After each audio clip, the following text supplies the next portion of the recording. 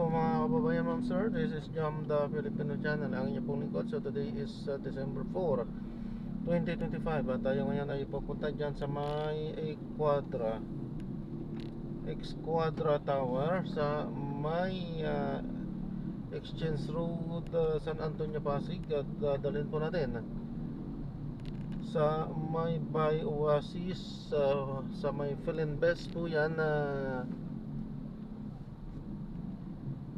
sa may Marcos Highway, Santolan, Pasig. Okay, magbabalik po tayo mamaya konti pag nakuha na po natin sila. Disclaimer lang po, ang content pa natin ay kalsada at hindi ang passenger. Ano po? Ano naman, sakasakali naman po na may marinig kayo, mga pangalan ng lugar, pangalan ng tao, pangalan ng organizations, government o private man yan, ay wala pong kinalaman ng channel nito at wala pong pinapatungkulan. Lahat po ng pinag-uusapan dito ay pawang dito lamang po yan sa loob at wala pong pinapatungkulan sa labas. Okay po? Manood tayo ng mga nagbabagang, ay makinig tayo ng mga nagbabagang balita at mga talakayan. Pero hindi rin ito napanood ng buo. Our client here is already submitted himself voluntarily. He would like to share as much information as he can, as candidly as possible. And more importantly, there may be critical information that may be listed from his testimony, which may jeopardize or compromise further investigation of this commission. We grant your request, so we will adjourn this session and go into executive session. Sa pagharap sa media matapos ang executive session, sinabi ni Marcos na wala siyang itinatago at ipinauubayan na niya sa ICI kung isa sa publiko ang naging pagsalang niya sa hearing. The ICI full authority if they deem fit to release the video of my testimony if they believe that there is no information there that will jeopardize their investigation. Marihinding itinanggi ng kongresista ang mga paratang ni dating Congressman Dali Go laban sa kanya at sa abang si Pangulong Bongbong Marcos. I will just repeat my statement that it's pure fabrication and pure lies. It's one that it's a move that reaches desperation, it's a political ploy, and I've already attributed it to attempts at destabilization of the government. Wala rin anyang kinalaman ng executive branch sa trabaho ng lehislatura. Samantala, si Davao City 1st District Congressman Paulo Pulong Duterte, na kabilang sa mga imbitadong resource person ng ICI, nagpadala ng sulat para sabihing hindi siya dadalo sa hearing ng komisyon. Sabi ni Duterte, bukas naman siya na imbestigahan ang umano'y maanumalyang proyekto kontra baha, pero hindi niya mapagbibigyan ng imbitasyon ng ICI. Bilang kongresista, ayon kay Duterte, walang jurisdiction sa kanyang ICI na nilikha ng Pangulo dahil sa tinatawag anyang constitutional separation of powers na nagbabawal sa ICI bilang miyembro ng executive branch na saklawin ng mga miyembro ng lehislatura.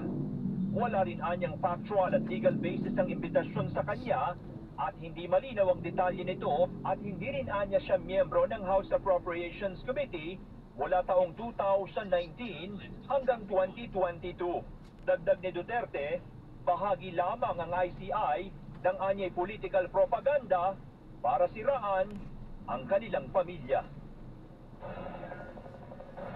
Bernadette, wala pang inilalabas na bagong pahayag o reaksyon ang Independent Commission for Infrastructure doon sa sulat na ipinadala ni Congressman Pulong.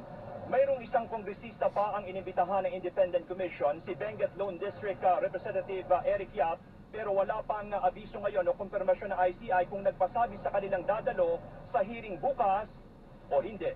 Bernadette. Maraming salamat, Johnson Manabat. Pauwi na ng Pilipinas ang siyam na Pinoy seafarers ng MV Eternity Sea matapos ang 5 buwang pamamalagi sa kamay ng Houthi group sa Yemen. Miyerkules nang palayain ang siyam na Pinoy kasamang isang Indian crew.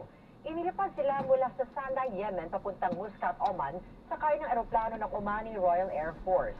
Sinalubong sila ng mga opisyal ng Oman at Pilipinas, kabilang si Department of Migrant Workers Secretary Hans Kakdak. Ayon kay Philippine Ambassador to Oman, Raul Hernandez, ang bansang Oman ang namagitan sa negosasyon para sa pagpapalaya ng mga crew ng MV Eternity Sea matapos humiling ng tulong sa kanila ang Pilipinas. Lubos naman ang pasasalamat ng pamahalaan sa mga opisyal ng Oman. Maayos ang kalusugan ng lahat ng Pinoy na agad sumailalim sa medical check-up pagdating sa Oman. Inaasahang darating ang mga Pinoy seafarers ngayong Biyernes.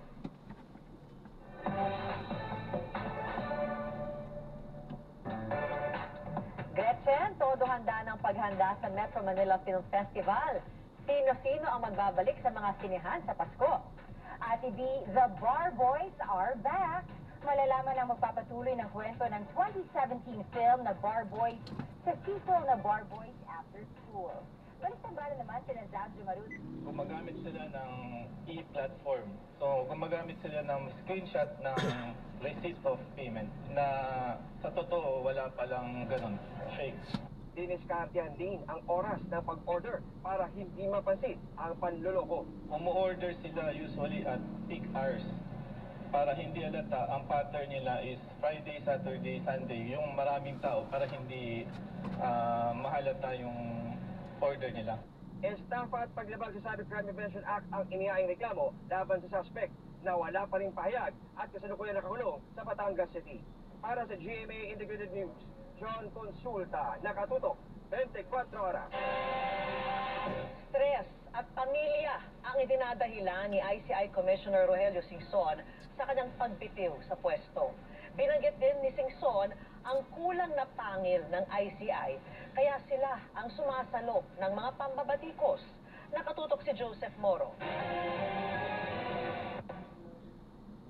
Stress at pamilya ang dahilan kung bakit nagbitiw sa pwesto bilang commissioner ng Independent Commission for Infrastructure o ICI si dating DPWH Secretary Rogelio Singson. My 77-year-old body cannot take it anymore. Wala raw nangingialam sa ICI at wala rin daw gusot sa komisyon kaugnay ng mga personalidad na inirekomenda nilang pakasuhan o hindi pakasuhan sa ombudsman. Pero aminado si Singson sa ngayon tila walang pangil ang ICI, kaya nanawagan siya sa Kongreso na ipasa na ang upgraded na version ng ICI na mas may kapangyarihan. Di wala pang araw silang budget para sa napakalaking trabahong nakaatang sa kanila. We were absorbing a lot of the flak for something that we have no power to do. Pakulong nyo yan, yung kurapot. Wala naman kami power na magpakulong. O di, sino sinisi? ICI. Ang bagal nyo. You must be protecting the big fish. You must be protecting somebody. So, binato ng lahat sa ICI. Ang hindi pa rin napapasang batas para palakasin ng ICI, ang paniwala ni Caloocan City Representative Edgar Arice kung bakit talaga nag-resign si Singson. Sa committee level pa lamang ng Senado pumapasa ang panukalang Independent People's Commission Act. Ang Independent Commission Against Infrastructure Corruption Bill naman sa Kamara ay isasalang pa sa Committee on Appropriations. Nag-express siya talaga ng frustration sa akin tungkol sa mga pagkukulang ng ICI. Kinabanggit ko sa kanya yung aking doubt na baka ang mangyari maging washing machine lang yung ICI, maging washing machine lang. Sabi niya, I feel the same way na why would I risk myself and my family over the problems of Malacanang. Sabi niya, hindi lang washing machine, magiging punching bag pa kami without proper support. I think that's part of the reason for his resignation. And he has been waiting for this. Na sana nga magkaroon na ng ICAIC para madagdagan na yung powers nila. If by Tuesday next week, it's not yet with the plenary, almost zero. Ang chances niyan, nil, zero. Unless nga is certified as urgent. Outside of that, I doubt it. Unless the President calls for a special session. Samantala, hindi naman daw tama na sabihin na mamamatay na ang ICI sa pagbibitiw ni Singson gaya ng sinabi rin ni Erice. I don't agree with him. Well, tuloy-tuloy pa rin ang trabaho, tsaka nakikita niya naman. Tuloy-tuloy ang pagpa-file ng ICI ng mga kaso kasama ng DPWH. Ayon kay Commissioner Singson, hanggang December 15 siya mananatili sa ICI pero kung kakailanganin daw siya, ay handa pa rin siyang tumulong. uupo pa si Singson sa mga pagdinig hanggang December 15, tulad kahapon sa pagharap sa isang executive session ni Pasig Lone District Representative Roman Romulo at Bulacan 1st District Representative Danilo Domingo. Idinawit na mag-asawang Diskaya si Romulo sa anomalya, samantalang si dating DPWH Assistant District Engineer Bryce Hernandez ang nagpangalan kay Domingo na umano'y humihingi ng kickback galing sa mga proyekto. Pareho nilang itinanggi ang mga paratang. Ayon kay Singson, gusto raw sana nilang imbitahan ang mga personalidad na lumalabas na umano'y may kaugnayan sa anomalya dahil may hirap naman daw nakasuhan ang mga ito nang hindi naririnig ang kanilang panig. Pero tungkol sa pagdadawit ni dating ako Bicol Partners Representative Saldico kay Pangulong Marcos na may insertion umano sa budget, hindi raw ito sapat na basehan para ipatawag ang Pangulo. Inulit ni Singson ang imbitasyon ng ICI kay Ko na tumestigo kahit pa online. Ang dami niya mong sinabi eh. Pero anong basis nun? Pwede gano'n na lang ba? Maaaring gawin sa pamamagitan ng facial recognition feature ng GSIS Touch Mobile App. Nagdulot ng bilyon-bilyong pisong pagkalugi sa pamahalaan ang may 700 proyekto ng DPWH na umano'y depektibo. Ayon yan sa pagsusuri ng Commission on Audit noong 2024. Nagpapatrol, Cassandra Salonga. Sa 2024 audit report ng Commission on Audit, natuklasan umabot sa 747 depektibong infrastructure projects ng Department of Public Works and Highways ang nagdulot na mahigit 6 na bilyong piso halaga ng pagkalugi sa gobyerno.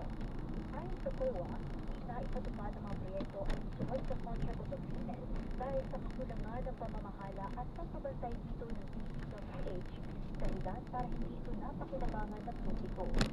Napag-alaman na ang Region 6 o Western Visayas ang nagtamo ng pinakamalaking pagkalugi na umabot sa 3.46 billion pesos mula sa 130 proyektong may mga bitag, pavement defects at iba pang structural issues. Kung mga lawas sa listahan ng Northern Mindanao na may mahigit 2.7 billion pesos na pagkalugi sa 153 proyekto. Ang Mimaropa, nasa 84.6 million pesos ang naisalang pagkalugi mula sa 153 proyekto. Sa pagsusuri din ng COA, mahigit 1.9 billion pesos na halaga ng 44 na proyekto ng DPWH ang idinagdarang 100% completed kahit may mga depekto at hindi pa natatapos. Kabilang dito ang 22 proyekto sa Cordillera Administrative Region, 11 proyekto sa Northern Mindanao, 9 na proyekto sa Mimaropa at 2 proyekto sa Western Visayas. Sa 48 proyekto naman na may halagang 2.1 billion pesos, bayad na ang mga kontratista kahit hindi pa ganap natapos ang mga proyekto. Nasa sentro ngayon ng kontrobersiya ang DPWH sa maanumalyang flood control projects na kinagkasangkutan hindi lamang ng mga opisyal ng kagawaran, kundi pati na rin ng ilang mambabatas. Sa kasalukuyan, 9 na opisyal ng DPWH sa Mimaropa pa lang ang nakakulong habang hinaharap ang mga kasong graft and malversation at ang Ligan Bayan kaugnay ng maanumalyang flood control projects sa Oriental Mindoro. Cassandra Salonga, ABS-CBN. Labing ng panahon, ramdam na sa Northern Samar ang epekto ng bagyong Wilma na sinabayan pa ng shear line. Sa video na kuha ni Jose Armalate Tulfo, makikita ang malakas na buhos ng ulan at ang pabuksong-buksong hangin sa bayan ng San Isidro. Kita naman sa video ni bayan patroller Cecil Benedicto ang pagsayaw ng puno sa harap ng kanilang bahay sa Katarman dahil sa lakas ng ulan at ng hangin. Hindi pa pumapalaot ang mga bangka mula sa island municipality ng Kapul dahil rin sa malakas na hangin at naglalakihang alon. Pinagbawalan ng Philippine Coast Guard na bumiyahe ang lahat ng uri ng sasakyang pangdagat dahil sa sama ng panahon. Tropical depression at tinawag na Bagyong Wilma ang low pressure area sa silangan ng Eastern Visayas. Sa weather bulletin ng pag-asa ngayong alas 5 ng hapon, muling namataan ang bagyo sa layo 575 kilometers silangan ng Katarman Border Samar. Taglay nito ang lakas ng hangin na aabot hanggang 45 kilometers per hour at pagpusok 55 kilometers per hour. mabagal ang pagsuso patanduran timog kanluran.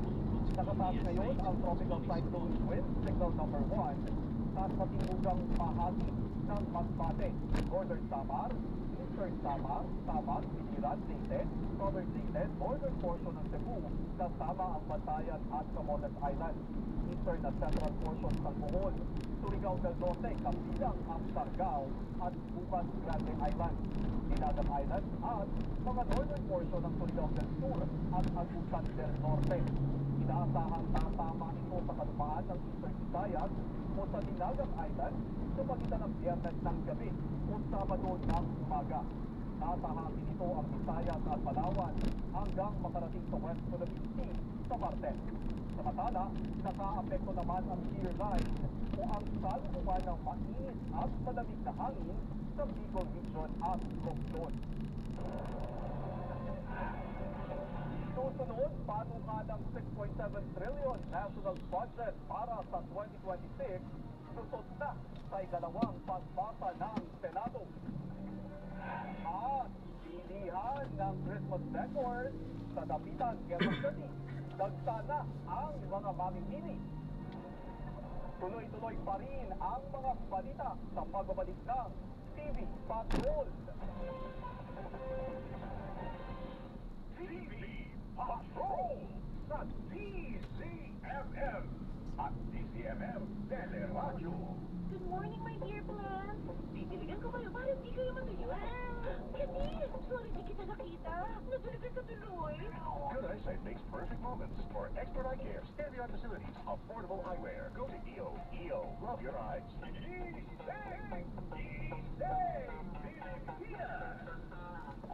Energy, energy, energy! Ang hatid namin tuwing umaga, kasama ang mga sisiksik ng 6 a.m. mo ng talakayan, balitaan at kwentuhan. Alvin L. Chico sa alas 6 at kasama si Doris Lecornia sa alas 7:30, Lunes hanggang Biyernes sa DZMM Radio Patrol sa 6:30 at DZMM Teleradyo. DZMM, numero 1 sa aksyon. Ang oras 9 minuto makalipas ng alas 7 ng gabi. Ang oras ay hatid sa inyo ng Flemex Forte Syrup and Capsule. Maluwag ang paghinga, tunaw ang flema. Basta lagundi, Flemex!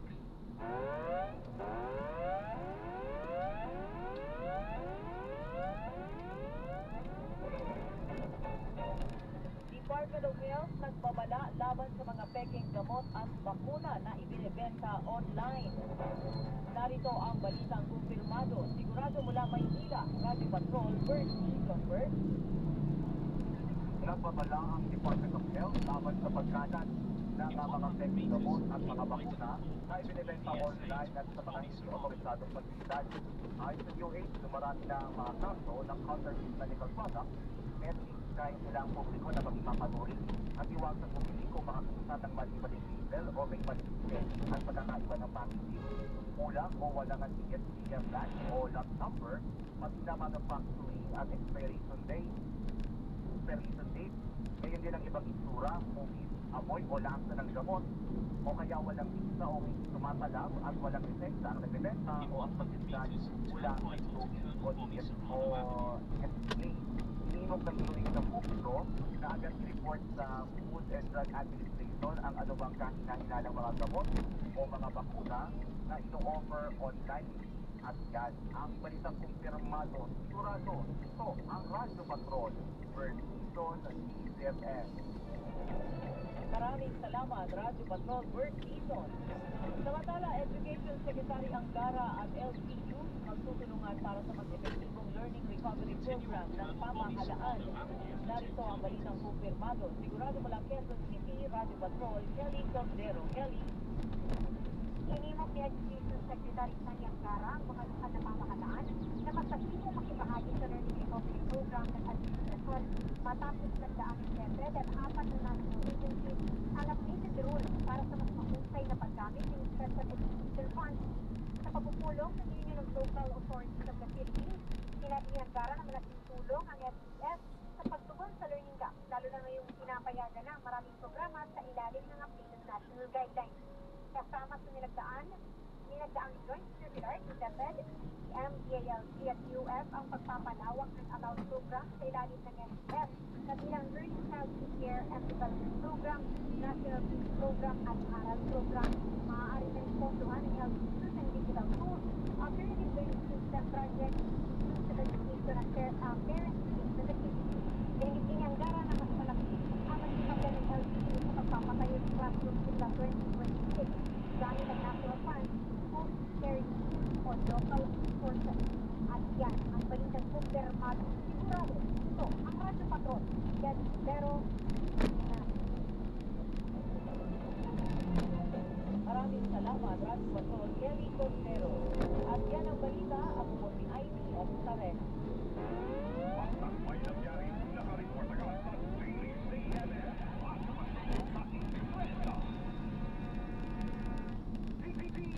CNN, numero 1 sa aksyon.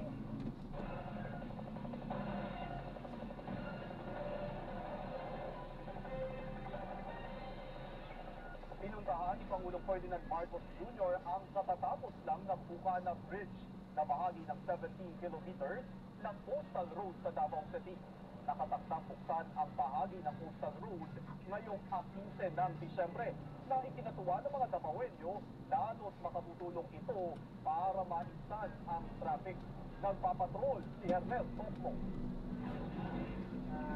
Nakatulong sa residenteng si Renante Gialon, nagbuksan ang unang segment ng Davao City Coastal Road noong 2023. Mas bumutihan niya ang daloy ng trapiko sa bawat biyahe niya mula Barangay Listal patungong City proper.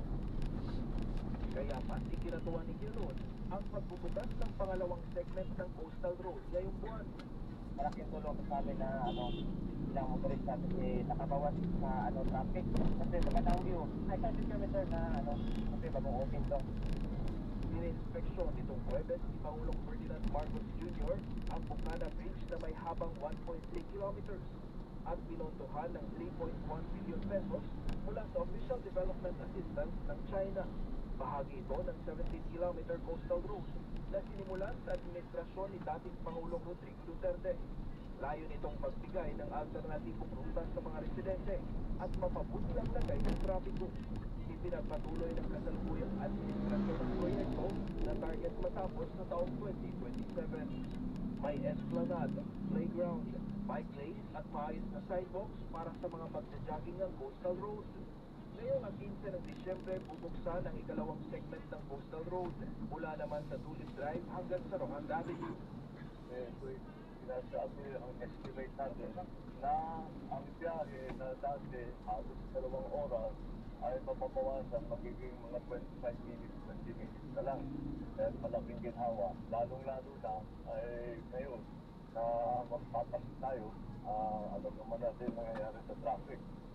Pinuri naman ni Marcos Jr. ang katuwang na Chinese contractors sa magandang pagkakagawa sa proyekto sa tulong ng kanilang teknolohiya. May natitira pang dalawang segment ng coastal road na ayon sa pamahalaan ay sisikapin nilang matapos sa huling bahagi ng 2027. Hernal Tokmo, ABS-CBN News. Inihalin tulad ni Pangulong Ferdinand Marcos Jr. sa paggamot sa sakit ng cancer ang kampanya ng kanyang administrasyon kontra korupsyon. Sa kanyang talumpati sa mga miyembro ng Malacanang Press Corps, sinabi ng Pangulong na naharap sa matinding pagsubok ang bansa.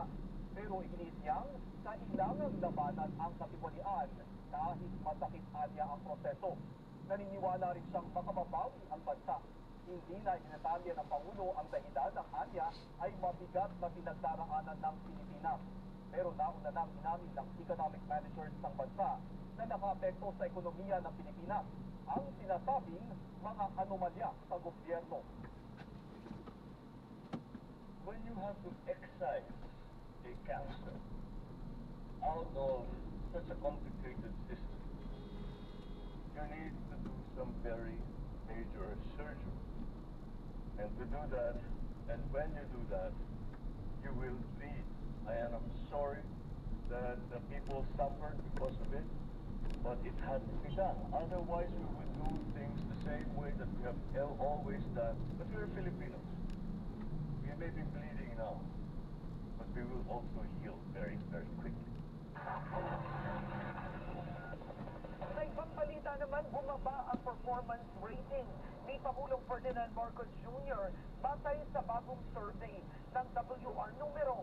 Ayon sa pinakauling Philippine Public Opinion Monitor ng WR Numero na may mahigit 1,400 respondents, nasa 21% lamang ang satisfied sa performance ng Pangulo, habang nasa 47% ang hindi kontento at 32% naman ang hindi pa decidido o undecided. Lumalabas din ang mga naghayag ng kanilang strongest disapproval sa performance ng Pangulo ay nasa edad 30 pababa o yung tinatawag na younger demographic. The dissatisfaction rating also increased. It's also at its highest since it took office. It's now at 47%. This is up by 15 percentage points from August. Noong August, he was at 32 yung dissatisfaction. So you clearly see here that for more Filipinos, in fact, close to the majority, at 47%, they are unhappy with the president's performance. And only a few are now happy, or satisfied. Kinansela ng Securities and Exchange Commission o SEC ang registration ng mga kumpanyang St. Timothy Construction Corporation at St. Gerard Construction General Contractor and Development Corporation na pag-aari ng mag-asawang Sara at Curly Vizcaya. Ito'y dahil sa pagsusumite nila ng mga maling impormasyon tungkol sa kung sino ang mga may-ari ng kumpanya. Sa Senate hearing noong September 1, sinabi ni Sara Vizcaya na siya ang may-ari ng St. Timothy at St. Gerard. Pero base sa record ng SEC, natuklasan hindi siya ang nakasaad bilang may-ari ng St. Timothy mula 2022 hanggang 2025 at may-ari ng St. Gerard mula 2022 hanggang 2024. Pinagbabayad rin ang dalawang kumpanya ng tig-2 milyong piso bilang parusa. Hindi rin maaring magsilbi ang kanilang mga direktor bilang opisyal ng anumang korporasyon sa loob ng 5 taon. Samantala, inanunsyo naman ng Bureau of Customs na hindi bababa sa 4 na kwalipikadong individual ang nagparehistrong bidder para sa 4 na luxury cars ng mga Vizcaya. Nakatakdang muling ipasubasta ang mga sasakyan sa Biyernes. Ayon kay Customs Deputy Chief of Staff Chris Bendijo, may 50 milyong piso ang inaasahan nilang malilikom mula sa subasta. Pinagbigyan ng Korte Suprema ang hiling ni Solicitor General Darlene Berberabe na katawanin ang pamahalaan sa mga nakabinting petisyon ng kampo ni dating Pangulong Rodrigo Duterte kaugnay ng mga issue sa International Criminal Court. Sinabi po ng kataas-taasang hukuman na inaksyonan ng NBank itong Miyerkules ang manifestation ni Berberabe at pinagbigyan ang hiling niyang ipagpatuloy ng Office of the Solicitor General ang papel nito bilang counsel o abogado ng gobyerno. Kinikonsyon ng petisyon ni Duterte ang pag-aresto at paglipas sa kanya sa kustodiya ng ICC. Matatandaan noong March 24, naghain ng manifestation for refusal si dating Soldier Menardo Guevara para umatras sa pagtatanggol sa pamahalaan kaugnay ng petisyon. Ito ay dahil hindi anya sakop ng jurisdiction ng ICC ang Pilipinas.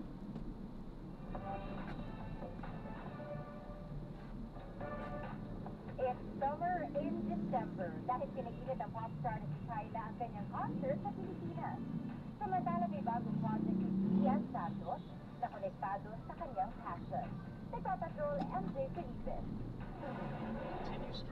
Sunod-sunod ang buhos ng blessings kay Julian Santos at isa na rito ang bagong endorsement na may kinalaman sa pagluluto. When you're acting, you're using emotions. And you have to, kailangan makita at maramdaman ng mga tao yun. Sa pagluluto, ganun din. You will use your emotions only to connect to your food. Bukod sa endorsement, nag-premiere na rin ang kanyang series na Call My Manager. And we're so proud of this series kasi it's very non-traditional series. Maraming nakakatawag. Ang showbiz industry kasi natin, kung maraming kwento, yung mga pelikulang ginawa, mas maraming kwento habang ginagawa yun eh. So I'm excited for people to see what's really happening behind these things. Samantala, nominado ang ilang kapamilya stars, performers at personalities sa nalalapit na 38 Aliw Awards. Kabilang sa mga pagpipilian para sa Best Female Artist in a Major Concert category, sina Shasha Padilla, Jonah, Morissette at Regine Velasquez. Nominado rin sina Gary Valenciano, Eric Santos, Maki, at tawag ng tanghalan ng jurado si Mark Mestizo at Nonoy Zuniga sa Best Male Artist in a Major Concert category. Sa Best Collaboration in a Major Concert, kabilang sa nominees ang Always and Forever ni Martin Rivera at Pops Fernandez, Super Divas ni Vice Ganda at Regine Velasquez, at Q&A ni Oli Alcacid at Odette Quesada. Gaganapin ang 38 Aliw Awards sa December 15. Unti-unti nang nararamdaman ang malamig na simoy ng hangin, pero pinainit ng pop star na si Tyla ang Mall of Asia Arena sa kanyang We Wanna Party concert kagabi. Kinanta ni Tyla ang ilan sa kanyang hits gaya ng Water, First to Start, Chanel at iba pa. Pagkatapos, dumiretso ang pop star sa isang after party. Kitang-kita ang saya ni Tyla kasama ang ilang fans. At spotted din sa naturang after party ang ilang celebrity. MJ Felipe, ABS-CBN News. Ngayon, isa patay, 11 sugatan sa salpukan ng truck at bus sa Star Tollway sa Batangas. At Rupa May Quinto, ano ang reaksyon matapos mapakomment ang American-Korean singer na si Jessie sa kanyang performance? Abangan ang iba pang mga balita sa pagbabalik ng TV Patrol. TV Patrol sa DZMM at DZMM Teleradyo. For now, o pag forever na ba? Paano mo nga ba malalaman kung sino ang para sa'yo? Tutulungan ka ni Coach B, Vanessa Antonio sa Love Connect. Lunes hanggang Biyernes, alas 10:30 ng gabi sa DZMM Radio Patrol sa Istreta at DZMM Teleradyo. Love Connect. Ang oras, alas 7:24 ng gabi. Ang oras ay hatid sa inyo ng Blemex Forte Zero Pen Capsule. Maluwagang paghinga, tunaw ang blema. Basta nagundi, Blemex.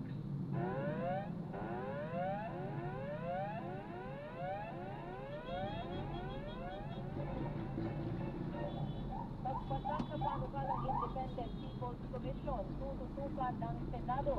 Narito ang balitang kumpirmado. Sigurado mula Senado, Radio Patrol, Robert Mano. Robert. Hindi na itinagmulan ni Senate President Vicente Soto III ang pagbibitiw sa pwesto ni dating DPWH Secretary Rogelio Dingson sa Independent Commission for Infrastructure o ICI. Ayon kay Soto, nauunawaan niya ang stress at problema na kinakaharap nila sa ICI, lalo na sa ngayon ay limitado lang ang kapangyarihan ng komisyon. Kaya iginit ni Soto na panahon ng maisabata sa panukala niyang Independent People's Commission o ICC. Ang ICC ay may kahalintulad ding layunin sa ICI na investigahan ang korupsyon sa gobyerno, pero hindi lang ito limitado sa mga infrastructure projects at mas may hinipin sa pag-iimbestiga. Ayon naman kay Senate Committee on Justice Chairman Senator Kiko Pangilinan na siyang sponsor ng ICC bill. Ngayon, naipresenta na sa plenaryo ng Senado ang panukala at handa na sila para sa interpellation nito sa susunod na linggo. Naniniwala rin sa Pangilinan na ang pag-resign ni Dingson ay hudyat na dapat talagang ipasa ang ICC para matugunan ang kakulangan ng kapangyarihan at resources na kinakaharap ng ICI. Muli ring nanawagan ang senador sa Malacanang na sertipika ang urgent bill ang ICC bill. Yan ang balitang kumpirmado sigurado. Ito ang Radio Patrol, Robert Mano, DZMM. Maraming salamat, Radio Radyo Patrol Robert Mano. Manatiling nakatutok sa DZMM Radyo Patrol sa 30 at DZMM Teleradio. Ako po si Ivy S. Pareha. Basta may nangyari, nakareport agad sa DZMM Radyo Patrol sa 30. Ang oras, alas 7:26 ng gabi. Oras natin sa inyo ng Bingo Plus. Bingo sa saya, plus sa panalo. DZMM. Numero 1 sa aksyon. TV Patrol sa DZMM at DZMM Teleradyo. Pilipinas! Energy, energy, energy! Ang hatid namin tuwing umaga kasama ang mga sisiksik ng 6 a.m. po ng talakayan. Balitaan at kwentuhan. Alvin L. Chico sa alas 6 at kasama si Doris Licornia sa alas 7:30. Lunes hanggang Biyernes sa DZMM Radyo Patrol sa 6:30 at DZMM Teleradyo. Hanap mo ba'y kwentuhan all night? Yung pakikiligin ka, sasamahang luluhan at tumawa. Tara na sa Kwento Night, Kwento Night, Kwento Night. Lunes hanggang Biyernes, alas 10 ng gabi sa DZMM Radyo Patrol sa 6:30 at DZMM Teleradyo. Dito, walang kwentong mananatiling sikreto. Ngayong gabi sa Kwento Night, Kwento Night. Hindi naging maganda ang buhay ko sa pinsan. Pinilit kong ipaglaban. Pero hindi kami sa isa't isa. Sinubukan ko magtiis. When I practice po, aftermath na siya, sa dulo na po akong nag-exert. Winnie Bjorn ang grand prize na ₱500,000 pesos. Pupunta sa home appliance package worth ₱75,000. No less than GMA Entertainment Group Officer in Charge Sharon Chin at consultant for Entertainment Group Darling De Jesus Puticon ang nagbigay ng mga napanalunan ni Bjorn. Strike while the iron is hot para sa singer-songwriter. What's next? After this, I will be releasing my first debut single, Hiling. And isusunod ko na po yung dalawang single ko po na Lilim and Hinahanap Kita. I-record ko po and I will be producing it and releasing it. Elson Canlas updated sa showbiz happening. Juan Palampasin, boses ng Medical Center Chief ng isang ospital, ginamit naman cover para humingi ng pera. At tour guide sa Indonesia, pinuluputan ng dambuhalang sawa. Nakaligtas kaya? Kuya Kim, ano na? Dito lang sa 24 oras. Number 1 sa Mega Manila. Robust Dietary Supplement for Men. Sabi nila, ang unay na lalaki, matibay, magaling, at matigas. Samaru parang Robust, the white or medium extra, L-arginine, Songaria, Sinomorium, at GABA, with proper diet and exercise. Para makasiguro, bumili sa mga Mercury drugstores nationwide. Robust, 75 pesos, SRP, per tablet lamang. Robust, para sa mga kalalakihan. At sa inyo ng ADC Healthcare International Corporation, mahalagang paalala, ang Robust ay hindi gamot at hindi dapat gamitin panggamot sa anumang uri ng sakit. Robust, para sa mga kalalakihan, di umaatras sa bawat laban. Ang tunog ng immunity na hirap lumaban sa sipon. Tagal ko balik sa sipon symptoms. Tagal ko balik sa sipon symptoms. Versus immunity na nag-Neosep Sipon Forte. Now we sing. Pinalaban sa sipon virus. Pinalaban sa sipon virus. Pinalaban sa sipon virus. Sa Neosep Sipon Forte with zinc. Pinalakas ang immunity versus previous formulation para bilis-galing sa sipon symptoms by 2 to 3 days with proper diet and exercise. Kaya balik saya sa mga gusto mong gawin. Anagan beauty lang yan. Delivering ATF plus chlorpheniramine plus paracetamol plus zinc is a generic name of Neosep Sipon Forte. If symptoms persist, consult your doctor. Radio stations nationwide. Sinisigurado ang mabilis na mag-atid ng headline. Breaking news at mga special coverage ng ating mga kababayan. Ito ang GMA Integrated News. Ang news authority ng Pilipino. Number 1 sa Mega Manila. Tumanggap tayo ng report mula kay Isa Avendaño Balita. Marami sa mga bigyan ng Representative Lena de Lima na mapatawan ng mabigyan parusa gaya ng 40 taong kulong ang mga opisyal at empleyado ng gobyerno na iligal na nagpapayaman. Inihahandiliwa ngayong araw ang House Bill 6626 o yung Anti-Illicit Enrichment and Anti-Illicit Transfer Act. Naniniwala ang kongresista na panukalaya ang sagot sa sitwasyon ngayon kung saan nahihirapan ang maulin at mapanagot ang mga sangkot sa blatter. Anya hingilan na lamang ang nakatulan sa blatter at may isang pangananabigyan ng pardon. At sa kapisagan ng issue ng flood control scandal, sinabi ni Dima na importante na may pasasa niya panukala upang maituring na bagong krimen na may mabigat na parusa ang illicit enrichment at transfer ng official at tuloy na pamahalaang.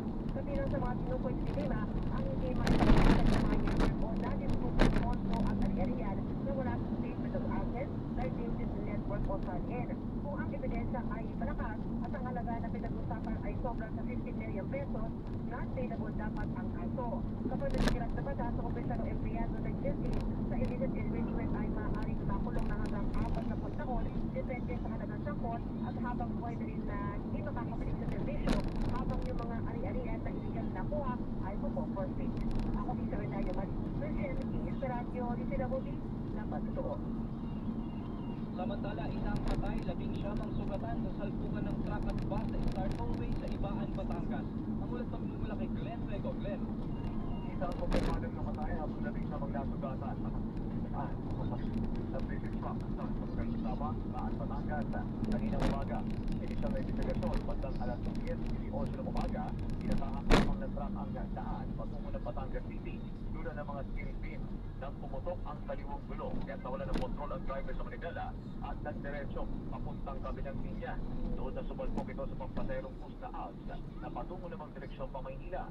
Malakas ng impact, wasak ang harapan ng bus at ang trailer truck. Tinakbo pa sa pagamutan ang driver ng bus pero pinawian naman ang buhay.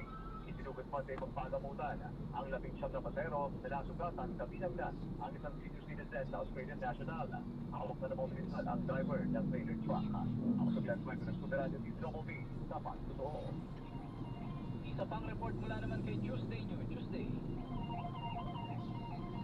Si Pangulong Ferdinand Marcos Jr. na walang anomalya sa mga flood control projects sa distrito ng kanyang anak na si House Majority Leader at Ilocos Norte Representative Sandro Marcos.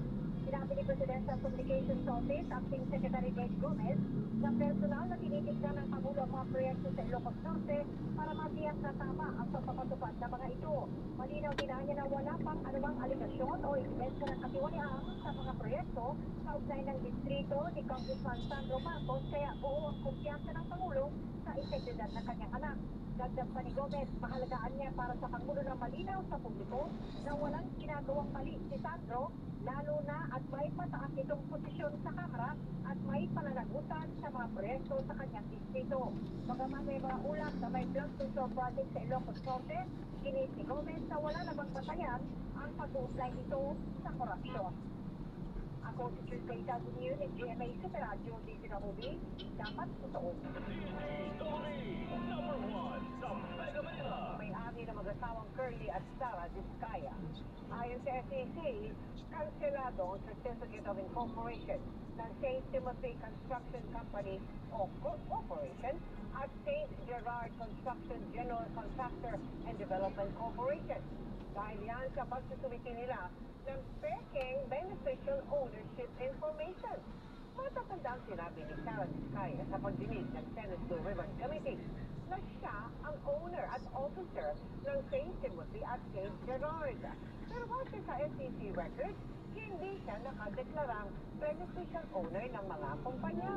Pinagbabayad din ng dalawang kumpanya ng TIG, 2 milyong pisong multa.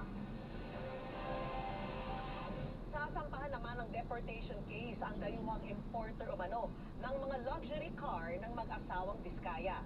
Ayon kay Bureau of Immigration Commissioner Joel Anthony Viado, nakatanggap sila ng impormasyon mula sa Land Transportation Office o LTO na inaresto nila ang dayuhan noong November 27. May impormasyon umano ang LTO sa patong-patong umano nitong paglabag, kabilang ang paggamit ng peking pangalan sa kanyang record sa LTO.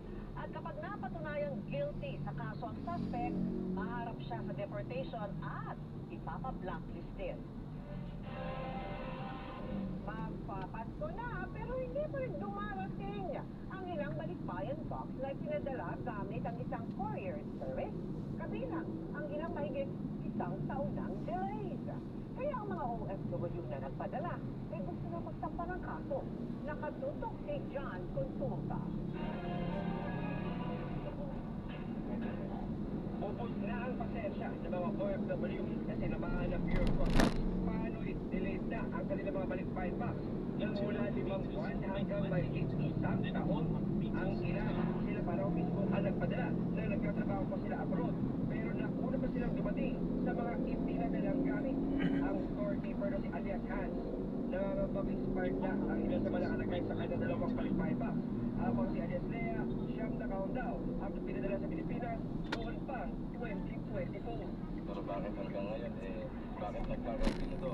Talagang disappointed lahat ng mga OFW. Kasi ang sabi nun tapos lang iparami pa ko. Inireklamo ng mga OFW ang isang courier service na nakabase sa Makati na di raw tumupad sa paghahatid ng mga pinaghiramang balikbayan box.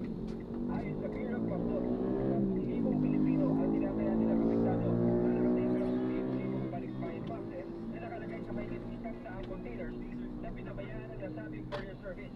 Porsigid silang tulungan ang mga OFW para kasuhan ang kumpanya. Gusto nilang mag-file ng kaso ng large-scale estafa, no? In relation to economic sabotage. Itong practice na to ay matagal na, kaya ho sa tulong ng NBI, naniniwala ho kami, mabibigyan ho natin ng agarang aksyon yung pong dulog ng mga kababayan natin. Ibinigay na sa NBI ang sarili na mabibigyan. Drop off po.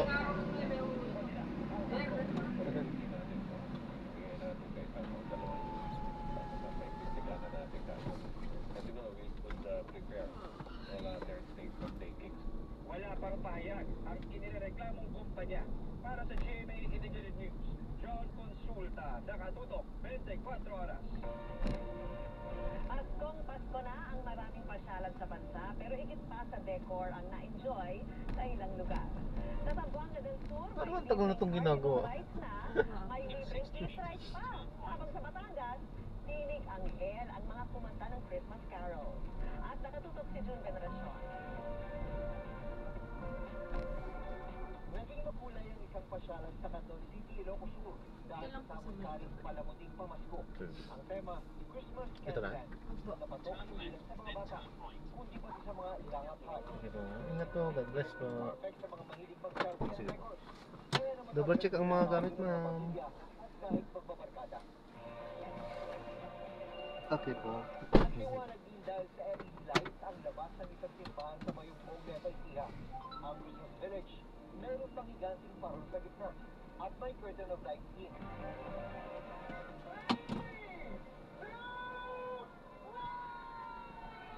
Pinailawan na rin ang Christmas display sa labas ng City Hall sa Balangang City, Bataan. Ang paligid ng plaza na puno ng Christmas tree, arko, bituin at iba pang palamuti. Gigantic Christmas tree naman ang tampok sa Cavite City. Kasabay ito ang fireworks display.